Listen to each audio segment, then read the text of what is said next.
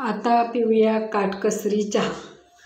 तर या काटकसरी चहासाठी प्रथम 2 शेंगदाणा एवढं आलं आणि पाव शेंगदाणा एवढं मीठ आणि थोडीशी चहापत्ती,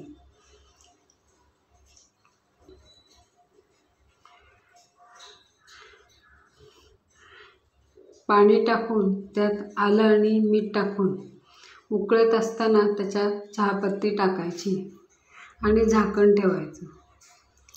चहा खाली उतरवून घ्यायचा। त्याच्यानंतर चवीपुरतं लिंबू म्हणजे 10-12 थेंब मिसळायचे आणि ताजा ताजा प्यायचा। सकाळी हा चहा पिऊनही फ्रेश उत्साही वाटते।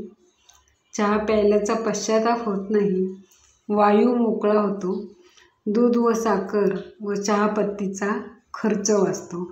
असा हा काटकसरी चहा जरूर पिऊन बघा।